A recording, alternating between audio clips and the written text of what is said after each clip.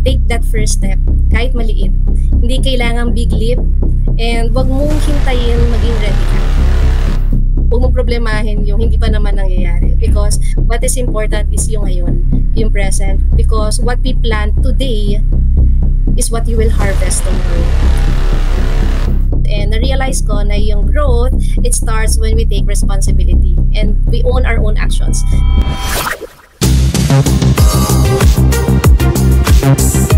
Hello everyone, this is Ferdinand Danesa, your FN station host, at isa na namang Negokwentong Pangarap at Tagumpay podcast ang pag-uusapan natin ngayong araw na to. So if you are a long-time employee who is an aspiring entrepreneur, then stick around until the end of this video. Our guest for today is a little bit different than our previous episodes because this time, someone that is very much relatable and actually medyo mainit-init pa.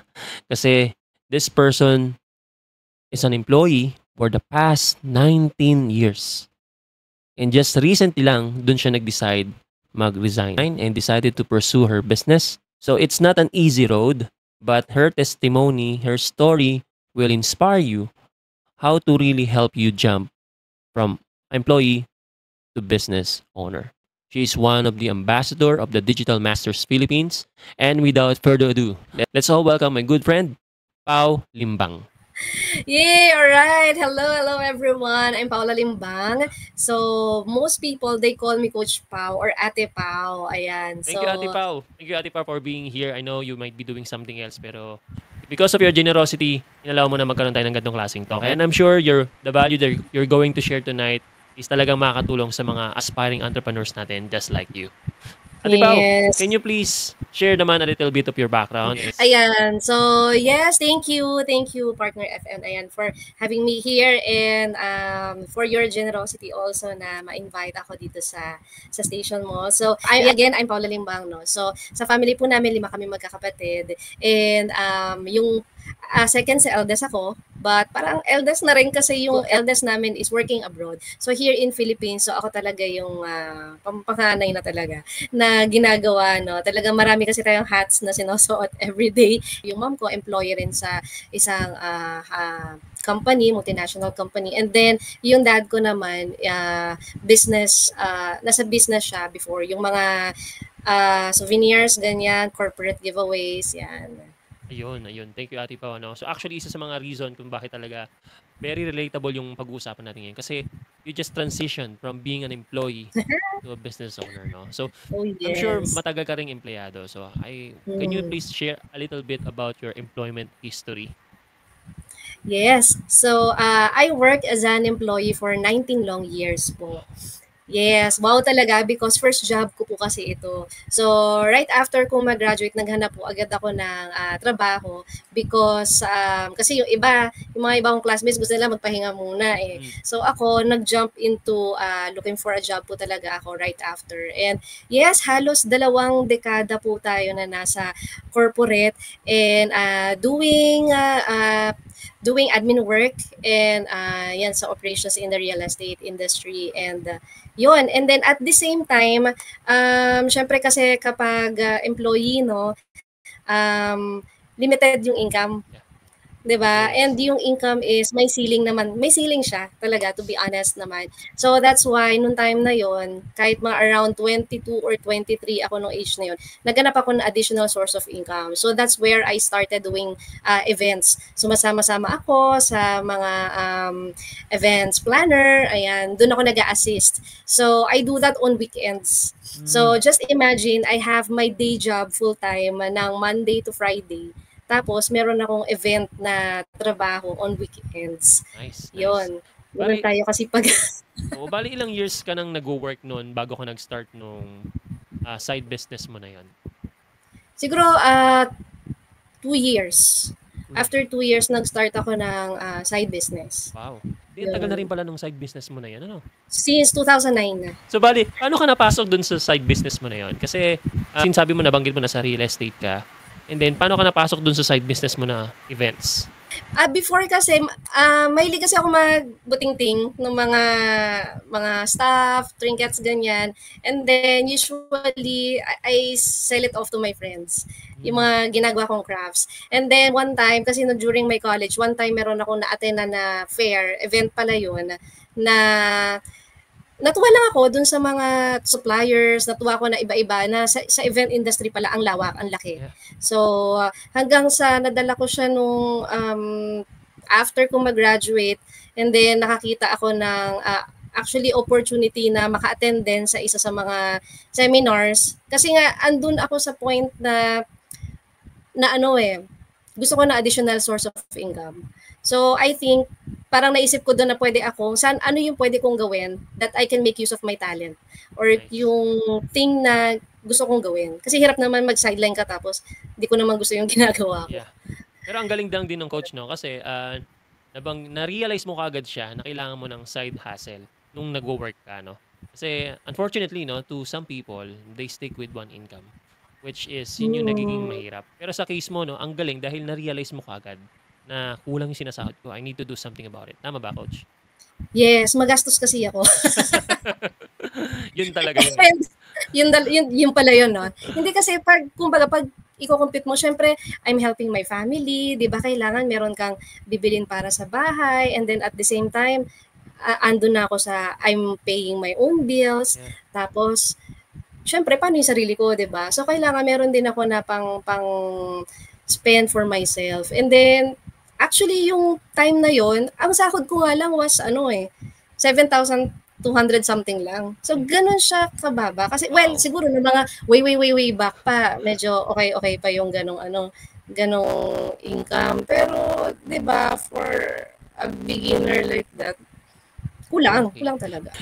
Ang amazing lang kasi doon dahil imagine, tumagal pa siya ng 17 years before ka nag-transition talaga into entrepreneurship, di ba? Ano yung reason behind that? What inspired me siguro of transitioning from being an employee to entrepreneur, medyo matagal ko siyang pinag-isipan at tama ka kasi I have those fears dun sa mind ko na may mga limiting beliefs ako na actually takot ako mag-fail. Yung ganong mindset ba? Because dahil natatakot akong ang tawag doon, natatakot ako na mag-fail ako kasi baka kapag nag-shift ako agad into being ang entrepreneur, baka hindi ko kayanin or baka kaya ba niyang tapatan yung sahod ko, yung magiging expenses ko for everyday. So, ang dami kong takot. Yeah. Kasi para inisip ko, kaya ba akong buhayin mag-isa ng negosyo ko kapag jump ako sa business? Or paano kung walang kumuha ng offer ko? Mga ganon. Or ready na ba ako to really show up? Yeah. So, kasi parang feeling ko noon, it comes with a bigger responsibility. Which is, nung time na yon hindi ako, well, sabihin natin, hindi talaga ako ready pa. Dahil siguro andun ako sa phase na nag-enjoy ako. Nag-enjoy ako sa work ko, nag-enjoy ako sa company, nag-enjoy ako sa ginagawa ko on weekends. And I felt na parang andun yung comfort zone. Yeah. Na-mention mo, Coach Pao, no, na yung father mo is nagbe-business before. Hindi ka ba niya naturuan or hindi ka ba naging curious sa ginagawa niya that probably gave you some insight or nuggets that you can probably use sa pag-transition to full-time business owner? Naisip ko rin yun kasi he works at home. So, may office siya sa bahay. And even ngayon, sa house namin, may sarili kaming office space. So, parang ako naisip ko, pwede naman, hindi, di ba, alam mo, parang naisip ko, pwede naman ako mag-work din ng hindi ko na kailangang mamasahe papunta sa office or hindi ko na kailangang mag-spend so much time ng buong araw working. Because, siguro sabihin na natin, nandun ako sa point na parang hanggang doon na lang ba ako? Kasi I felt, for that 19 long years, feeling ko para akong nakakulong sa four corners of the room. Kasi alam ko sa sarili ko na I can do more. Yeah. I can be more. I can serve pa sa mas marami. But don't get me wrong ha. I really love yung company na where I was at nung the whole 19 long years, and I'm so grateful na ito yung naging stepping stone ko na nag-hone din sa akin and tinuruan din ako. But then kasi nung nagkaroon ako ng shift sa mindset ko, everything changed eh. Yeah. Si father mo ba ay matagal na siyang business owner? Like, hindi ka ba niya tinuruan or hindi ka ba naging curious sa ginagawa niya para at least magtanong ka, "Papa, paano mo ba ginagawa yung business?" Meron bang something na gano'ng communication sa bahay or hindi masyado? Hindi masyado because yung money hindi masyado pinag-uusapan sa bahay. Okay. And pero nung bata kami, I remember tinuturuan na nila kaming magbenta ng mag-sell ng ganito, mag-sell ng ganyan. So, and then tinuturuan din kami ng parents namin na how to save, saan mo gagamitin yung money, ganon. So Pero as we grow up, hindi siya totally dinidiscuss. so merong limiting beliefs when it comes to finances, tama? Yes. Yan. So, since now ka-resign mo nga lang, no, just recently, and then you just finish your, your employment years. So, ano ba yung mga, gaano katagal yung naging transition mo to really jump na? Kasi, you said na nafe-feel mo na parang gusto mo nang tumalon, di ba? So, I'm sure merong mga factors, may mga bagay na nangyari along the way that really help you jump into entrepreneurship. Pwede bang share mo yung Ate Bao? Siguro naalala ko, parang sometime 2023, mga first quarter ng 2023, yeah, tama, mga few years after pandemic, no. So meron ako inattenan na seminar program, and then hindi ko naman, well, syempre kailangan ko mag-leave, kailangan ko kasi tatamaan yung weekday. But then talagang parang feeling ko I was called to that because after that seminar, na-open ako sa mas maraming opportunities. Yung seminar na yon, well, it's about yan, yung limiting beliefs, kung paano mag-handle ng finances, ng money. Parang na-realize ko na, oo nga, no, ang ilang taon na ako ngayon, and ilang taon na ako na nasa corporate, bakit andito pa rin ako? Bakit yung mga nakikilala ko doon sa seminar, dyan, sa mga workshops, sa mga programs, bakit nandun na sila? So parang nagkaroon ako ng comparison sa sarili ko. And then after that, ang ano bang tawag doon? Yung pinaka ano ko sa sarili ko is, hindi pwedeng hanggang dito lang ako. So parang yun yung naging challenge sa akin na bakit sila kaya nila? So ibig sabihin, kaya ko rin.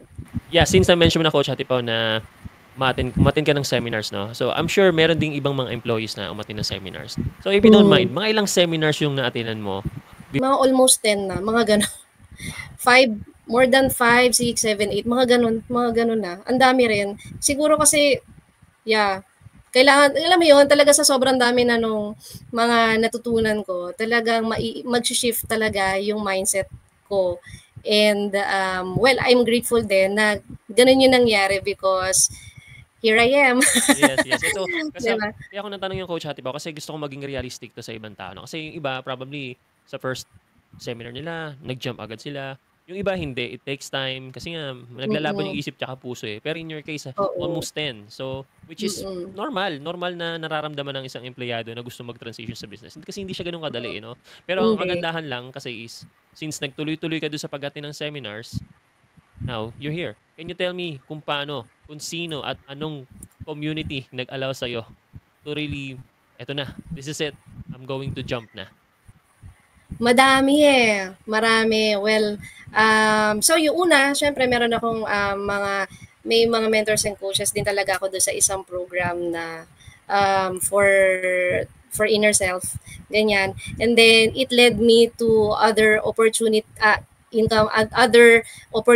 to help me na magkaroon ng extra income, ganyan. And then by year 2023, I attended MMI, ganyan.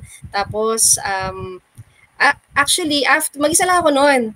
Mag-isa lang ako nag-attend noon kasi gusto ko naman din talaga na matuto. Siguro yung one thing na niregalo ko sa sarili ko this entire 19 years ko sa being an employee is I educated myself. Kasi akala ko noon ang education ends after college. Pero hindi pala, kailangan tuloy-tuloy pala siya. So, when I started helping myself na ma-educate ko yung sarili ko, nag-attend ako ng seminars. And then after that, nag-attend ako ng mga other programs pa. Like sa NAC yata, ayan, inattend ako. Tapos may mga mini programs sila inside, ayan, inattend ako rin yan. And then I also, alam mo yung lagi feeling mo parang kulang pa. 'Di ba? Okay. Gusto ko rin matutunan 'to, gusto ko matutunan 'to, gusto Yeah. ko matutunan 'to. So, hanggang sa nag-aral din ako sa digitalization, doing funnels, nag-aral din ako na eventually sa dami nitong mga seminars na na-attendan ko, I bump into this three mentors. Yan, so sila yung masasabi ko na talagang hanggang ngayon kasama ko. And nakilala ko sila last year lang din. So, Yeah. actually, late last year lang din naman. So, it's about business digitalization. And na-hook ako doon kasi gusto ko yung, nakita ko kasi na, di ba since meron akong event business, Yeah. manual din yun, mano-mano. And Yes. pagod ako, nakakapagod siya. Masaya siya na nakakapagod because everything, I do it everything. So, doon ko nakita na baka maka-help to sa business ko. But little did I know, it will help me personally pala. Yeah. Personally and professionally until I entered doon sa free webinar nila, nag-masterclass, and then, ayun, actually right after, and then nung nag-camp kami, yeah, magkasama tayo doon sa camp, di ba? So right after ng camp, that was January this year. Yes. This, January yeah, this then year. January this year, end of the January this year. And na-realize ko na yun na yun. Yun na yung turning point ko na ito na siya. Wow. Na kaya ko na. Kaya ko. Kasi malakas yung loob ko noong time na yun because I know na merong community na may magsusupport sa akin. Merong mentors na mag-guide, magtuturo. Kasi kung wala, hindi ako makaka-jump ng ganun. Yeah. Ganun yung impact sa akin eh. If walang, in my other business kasi, walang nagturo sa akin. So, syempre, anong nangyari? It's a failed. Nagpa-fail kasi meron pa kami binuksan na cafe before, may mga ibang business na inopen noon na nag-fail siya because wala naman nagturo sa akin eh. Parang lahat lang based on my own knowledge. Yeah. So, it's really important for me na may gagabay sa akin, may magtuturo. Yun. Then, yun. So, parang yun yung invitation na din in a way kasi tayo, totoo naman na we start things on our own most of the time sa business. Pero once you learn something from someone who's been there, iba yung dating ano. Iba talaga yung meron kang gabay at meron kang mentor. Since naging part ka ng community, no? So tayo, magkasama tayo sa community. So what's like having a community like this that we have now? Ano yung nakita mong difference niya compared to other communities that you joined that really help you decide and make a clarity sa decisions mo in doing business full time? So yun, na having a mentor, tsaka merong community na nagsusupport, feeling ko hindi na ako mag-isa. Kasi during those times, nasanay ako lang na kaya kong gawin yung mga things na mag-isa. And okay lang hindi mag-seek ng help. Ganon. Yung tipong kaya ko siyang gawin mag-isa. But then I realized na kapag may community, mas mapapadali pala yung proseso, mas mapapadali yung buhay ko pala kapag nag-seek ako ng help. Tapos may mga taong tumutulong sa akin because may mga tao na ahead of me na willing sila i-share yung roadmap nila, yung lessons nila, yung mga failures nila before na hindi ko na kailangan pagdaanan. And dun sa community, grabe, sobrang na-love ko yung community kasi akala ko ako lang may pinagdadaanan ng ganong phase na hindi ko alam, sila rin pala. And it's really, life-changing na nakakatuwa na nakakapag-give, kaya ko palang mag-give value sa iba. Because in corporate kasi nasanay tayo na getting instructions lang eh. Yeah. Getting instructions, gawin, that's it, uwi na. But here, it's para siya eh, mas malaking, kumbaga bigger calling. It's a calling na people helping each other. Yeah. Ganon. And as a business person, tayo as a business owner, I have to lead. Kailangan kong mag-lead, kailangan kong mag-make ng decisions, and syempre, higit sa lahat, kailangan kong maniwala sa sarili ko. Yeah. And nakuha ko yun nung nagkaroon ako ng tamang mentors and right community because yung pala yung naging limiting belief ko eh, hindi ako naniniwala sa sarili ko. Yeah. Yeah, totoo. Kaya nung time na nag-jump ako sa, nasabi ko kaya ko na, I think that was the time na sabi ko, kaya ko na dahil naniwala na ako sa sarili ko noon. Yeah. Hala, may iyak ako talaga. Yeah. Ito, Ate Coach Pao, ano yung biggest difference ng mindset ng isang empleyado at isang aspiring entrepreneur or bilang isang negosyante? Na na-experience mo personally and at the same time, na-overcome mo nung nag-start ka na ng sarili mo? Ako kasi, as an employee, I really poured all my heart and time and effort. Talaga, pag nagtrabaho ako, I always work at my best. Yeah. So I think ganun din naman yung mga ibang current na employees na nakikinig sa atin ngayon.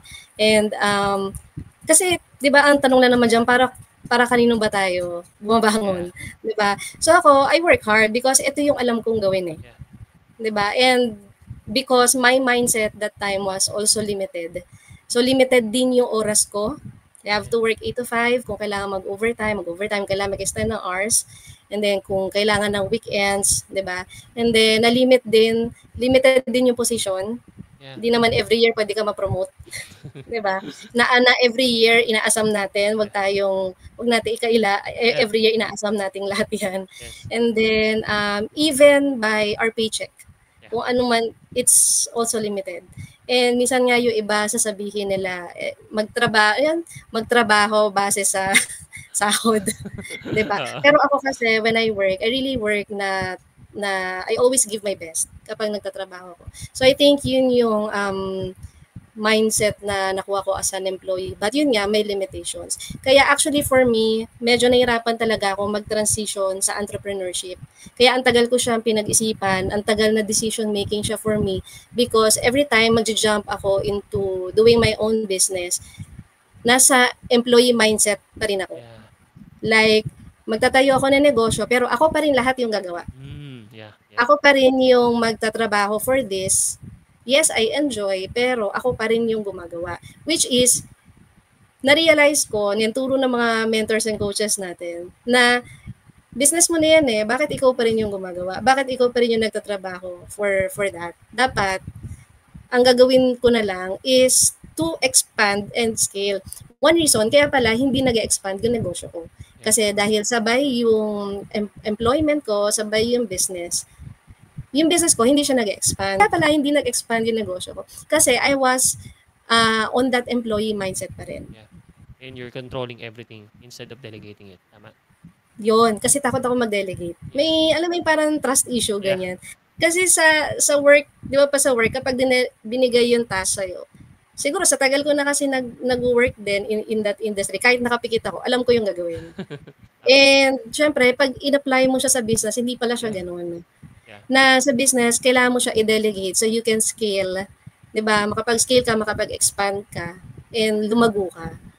That's true. Ganun. Ang dami kong mga limitations talaga nung nasa employment pa.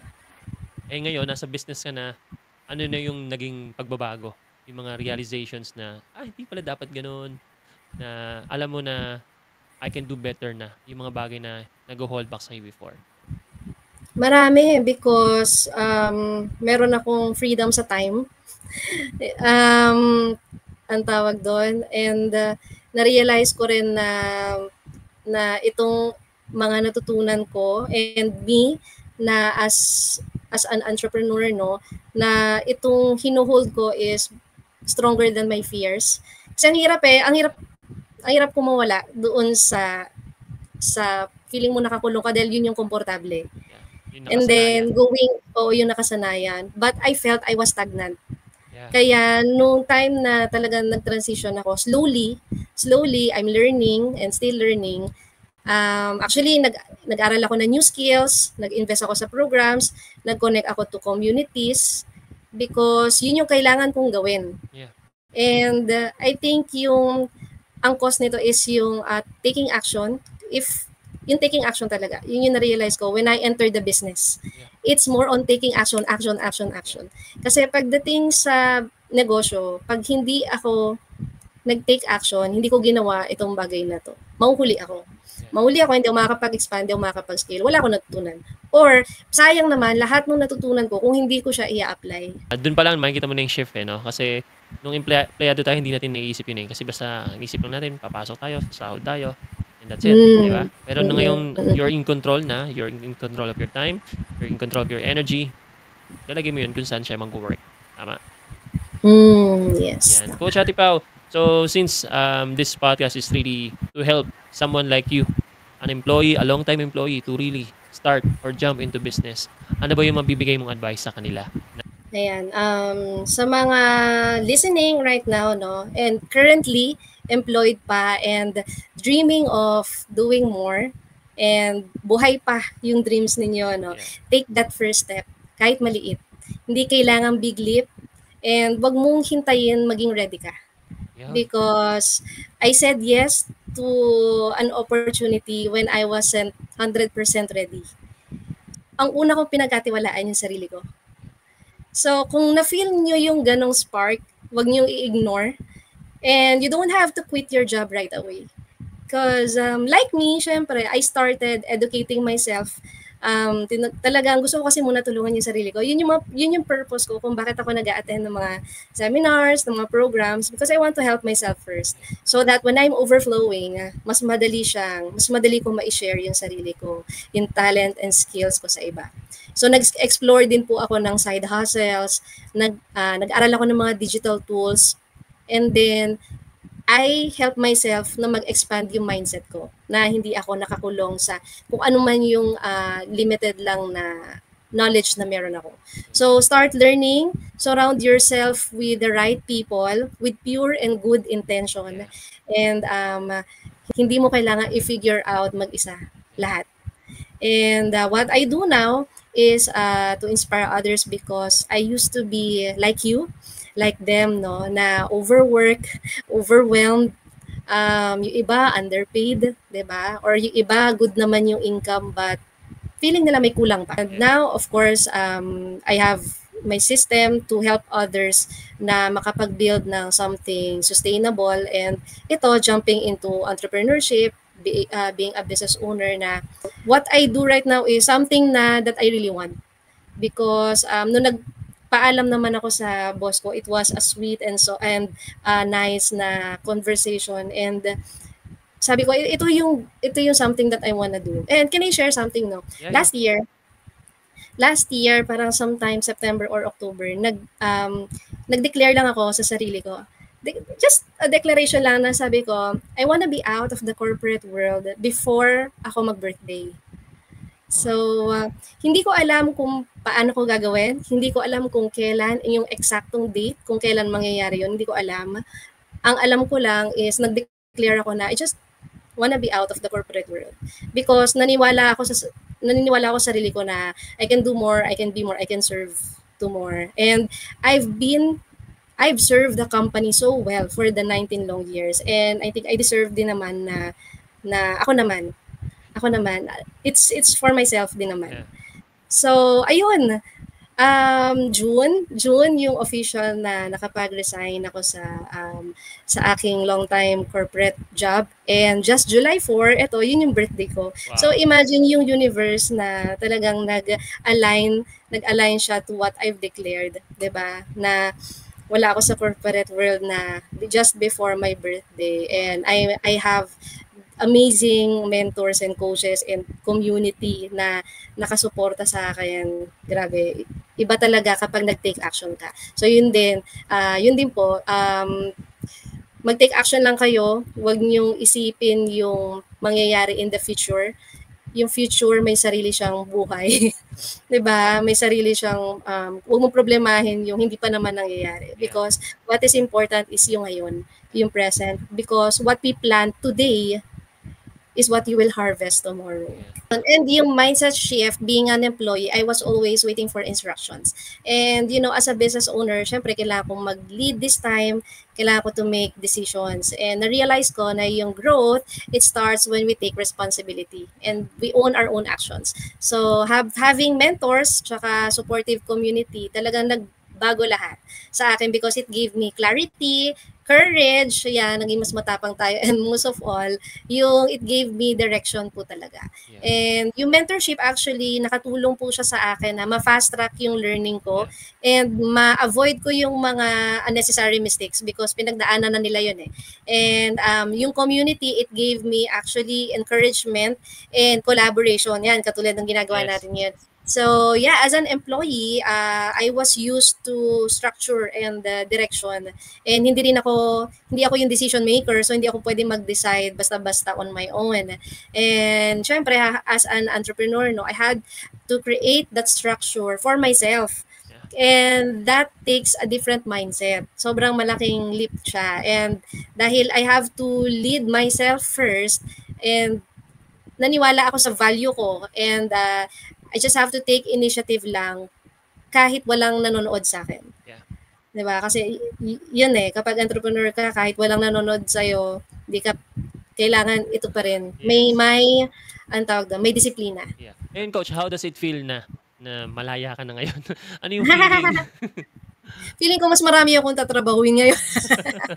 Pero happy ako because last time eto parang a week ago lang I joined the Inner Circle, and yung Inner Circle sobrang ang gandang experience because it helped me. Akala ko kasi matututo ako ng bagong tools or strategy, but it actually helped me go back to myself. Wow.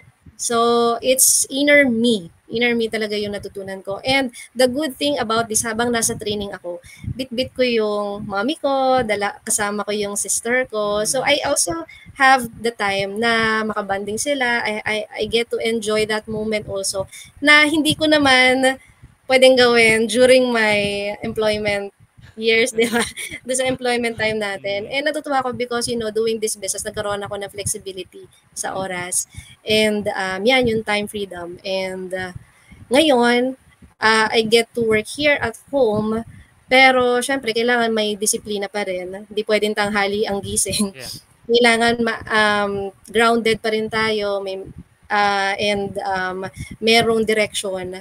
And at the same time, happy ako because yun yung gusto ko yung nakikita ko yung loved ones ko na nakakasama ko sila. Yeah. And kahit may work ako, andyan sila, nakikita ko sila. Alam mo yun, kasi gusto ko yung nakapag-spend time. Kasi imagine mo yun, 8 to 5 ka nagtatrabaho, tapos uwi ka na lang ng bahay gabi. Yeah. Diba? Di ba nga, ang lagi natin sinasabi kapag para kayo ka bumabangon, para kayo ka nag-work is for them, for the family. Pero, most of the time, yung oras nila, sila pala yung sinasacrifice natin. Tama. Can you share anything that you're doing now that can add value to them? Tutulog. Joke lang. Yeah. Yan. So, if you're ready to finally make a shift or gusto mo mag-build ng business while still working your 9 to 5, I'm inviting you to join our free webinar and be part of our community. So, this is where we teach business digitalization kahit hindi ka techie or beginner ka. So, here we teach the step-by-step guided approach para hindi ka rin ma-overwhelm sa information because digitalization, ito na yung way, ito na yung pupuntahan talaga natin. And if you're really serious about growth, I can help you transition with less overwhelm, more confidence, and with actual tools at work. So currently, I'm an ambassador for Digital Masters Philippines, and ako rin po ay certified business solutions provider ng Extreme Business Solutions. Ayan. Nice. So yeah, this is where we help small, yung mga struggling business owners and aspiring entrepreneurs na ma-automate yung business po nila using AI tools, smart systems, and digital solutions. So, yan. And we're building communities and guiding others through these free webinars and other programs and mentorship din po. You can reach me sa Coach Pao. Yun yung aking page right now. So, this is, dun din ako nagsisend ng mga updates. Ayan. So, I hope this won't be the last kasi I'm sure marami pa tayong pagsasamahan sa mga susunod pang events, sa mga susunod pang community collabs.